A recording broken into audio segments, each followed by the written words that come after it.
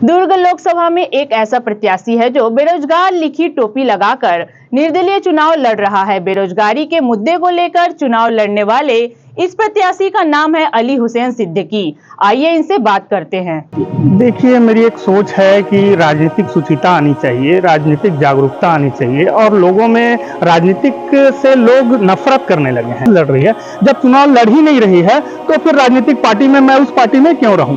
इसलिए फिर से मैंने अपना मूल जो पार्टी थी उसमें आया, लेकिन देखने को मिला कि सभी पार्टी एक प्रकार से हो गई हैं, जो अच्छे लोगों को मौका ना देकर के पैसे वाले लोगों को मौका देती है। अभी आप देख रहे हैं एक शख्स आते हुए दिख रहे हैं एक्टिवा में। ये कोई आम शख्स नहीं है, निर्दलीय प्रत्याशी के रूप में दुर्ग लोकसभा से चुनाव लड़ रहे हैं। ये है अली हुसैन सिद्दीकी। इसके पहले राजनांदगांव से भी इन्होंने चुनाव लड़ा था। अब ये दुर्ग लोकसभा चुनाव लड़ रहे हैं, भी 9 विधानसभा क्षेत्र में एक्टिवा से जाकर प्रचार कर रहे हैं। आखिर सर बताएंगे कि कैसे सूझा कि चुनाव लड़ना है आपको? देखिए, चुनाव जो है वो राजनीतिक दल के लोग ही लड़ते रहते हैं और उस दल में चुनाव लड़ने के लिए कोई क्राइटेरिया नहीं रहता है। दल के लोग जो पैसा वाले रहते हैं, जो बाहुबली रहते हैं या धन बली रहते हैं या फिर जो लोग स्टार होते हैं, उन लोगों को टिकट दे दिया जाता है और अच्छे लोगों को ना टिकट दे के ऐसे लोगों को टिकट दिया जाता है। जब तक के अच्छे लोग राजनीति में नहीं आएंगे, राजनीतिक शुचिता नहीं आएगी, तब तक के अच्छे लोगों को लोग वोट नहीं देंगे और अच्छे लोगों को वोट दे करके अगर संसद में भेजा जाए तो अच्छा ही होगा जनता के लिए। इसके पहले आपने महापौर चुनाव लड़ा, फिर उसके बाद विधानसभा, लगातार कोई ना कोई चुनाव लड़ रहे हैं। उसके पीछे क्या मकसद क्या रहता है आपका लगातार चुनाव? क्योंकि किसी पार्टी से तो रहते नहीं, आप लगातार चुनाव लड़े जा रहे हैं, उसके पीछे क्या आप सोच रहे थे? देखिए, मेरी एक सोच है कि राजनीतिक शुचिता आनी चाहिए, राजनीतिक जागरूकता आनी चाहिए और लोगों में राजनीतिक से लोग नफरत करने लगे हैं, नेताओं से लोग नफरत करने लगे हैं, जबकि राजनीति जो है वो ही है जो भारत का एक स्ट्रक्चर तैयार किया जा सकता है राजनीतिक के रूप में और भारत का विकास और सारे प्रकार के जितने भी संसाधन हैं उससे किए जा सकते हैं। राजनीतिक ही मूल केंद्र होता है, उसके मार्फत ही सब काम किए जा सकते हैं। लेकिन लोग राजनीति से दूर रहते हैं, लोग अपने अपने धंधे बिजनेस में लगे रहते हैं, राजनीति को बेकार समझते हैं, नेताओं को बेकार समझते हैं और आधी आबादी तो हमारी जो है वो वोट डालने तक के नहीं जाती है, क्योंकि नेताओं के भ्रष्टाचार को देखते हुए। तो अच्छे लोग जब राजनीतिक में आएंगे तभी अच्छे लोग चुने जाएंगे और अच्छा करेंगे। फिर नोटा का भी प्रचार कर दिए थे आप, ये क्या क्या समझ नहीं आता, कभी नोटा का प्रचार, कभी अपना प्रचार और कभी बेरोजगारी का टोपी लगा के निकल दिए, क्या है ये? देखिए, नोटा का प्रचार एक समय मैंने किया था 2018 के विधानसभा चुनाव में। उसका मूल उद्देश्य मेरा ये था कि जो नोटा होता है उसको वैध मतों में गिना नहीं जाता है। जब वैध मतों में उसको गिना ही नहीं जाता है, वो कैंडिडेट के रूप में है ही नहीं, तो नोटा का जो बटन जो है वो ईवीएम में होना नहीं चाहिए, बैलेट यूनिट में होनी नहीं चाहिए। मैं एक उसका प्रचारक नहीं हूँ, मैं उसका विरोधी हूँ, क्योंकि उस नोटा के माध्यम से जो सरकार जो होती है उसका एंटी इनकम्बेंसी होता है। तो वो लोग जो लोग सरकार को वोट ना देंगे, ना दे करके वो विपक्ष को वोट दे सकते थे, लेकिन विपक्ष को वोट ना जाए, उनका वोट संतुलित किया जा सके, इसलिए नोटा को रखा गया है। और जब वो लोग अच्छे पढ़े लिखे लोग, जितने पढ़े लिखे लोग होते हैं जो नेतागिरी से चिढ़ते हैं, राजनीति से चिढ़ते हैं, ऐसे लोग जा करके नोटा को दबा करके, जो पढ़े लिखे बहुत ही बुद्धिमान लोग आजकल नोटा को दबा करके आ जाते हैं। तो ऐसी गलती ना करें, है ना। अब किसी भी योग्य प्रत्याशी को वोट दें, भले निर्दलीय प्रत्याशी को दे दें। इसलिए मैं चाहता था कि नोटा का एक प्रकार से जागरूकता है। पार्टी में लड़े, फिर कांग्रेस से लड़े, अब निर्दलीय हो गए, क्यों ऐसा? देखिए, मैं एक समय राजनीतिक शुचिता के लिए देखा, समय आया था, अन्ना आंदोलन हुआ, केजरीवाल जी का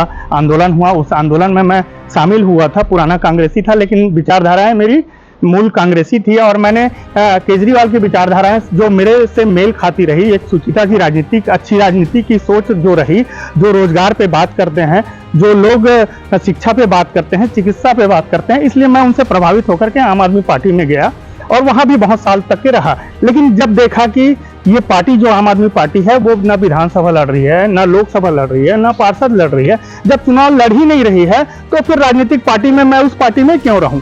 इसलिए फिर से मैंने अपना मूल जो पार्टी थी उसमें आया। लेकिन देखने को मिला कि सभी पार्टी एक प्रकार से हो गई हैं, जो अच्छे लोगों को मौका ना देकर के पैसे वाले लोगों को मौका देती है। अभी आरक्षण को लेकर बड़ा बवाल मचा हुआ कि आरक्षण खतरे में है, संविधान खतरे में। आपका नजरिया क्या है, सही में खतरे में है कि ये खाली ये चुनावी प्रोपेगेंडा लगता है? देखिए, आरक्षण के नाम से सिर्फ वोट की राजनीति की जा रही है। आरक्षण समाप्त हो चुका है।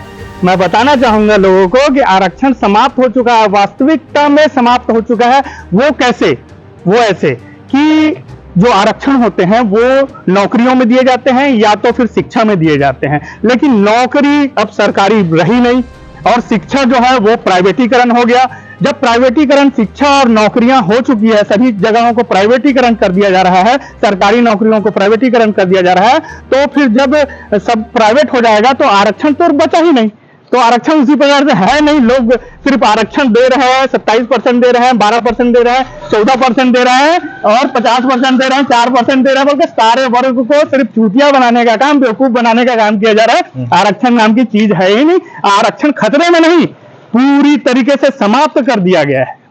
आप कौन थे, जो आपका मुद्दा क्या है, क्या मुद्दे को लेकर जा रहे हैं? क्योंकि बेरोजगार का टोपी लगाए तो मुद्दा आखिर क्या है जो जनता के बीच जा रहे हैं, जिसको कन्विंस कर रहे हैं कि आप ही को वोट क्यों दें? आखिर जनता देखिए, सबसे ज्यादा जो देश में आवश्यकता है, रोजगार की आवश्यकता है। अगर रोजगार मिल जाएगा लोगों को तो फ्री का कुछ नहीं चाहिए। जनता फ्री की कुछ भी नहीं चाहती है। अगर आप रोजगार दे देते हैं, आप पहले जो पूर्व में नेता हुआ है, जो पूर्व के नेता, वो कहा करते थे कि हर साल 2-2 करोड़ नौकरियां दूंगा, और 2-2 करोड़ की नौकरी के हिसाब से आज 10 साल हो गए हैं तो 20 करोड़ नौकरियां होती है। और हमारे देश में 19 करोड़ लगभग घर हैं, तो हर एक घर में एक बेटा और एक बेटी जो है वो नौकरी में होती तो हमारा देश वास्तविक में सोने की चिड़िया होती। ये देश जो है वास्तविक में महान होता। ये देश जो है वास्तविक में सर्वश्रेष्ठ होता। तो ये गुरु होता है क्या? व्यवसाय भी करके आदमी तो जिया जा सकता है, किया जा सकता है, कि नौकरी ही प्रमुख है क्या?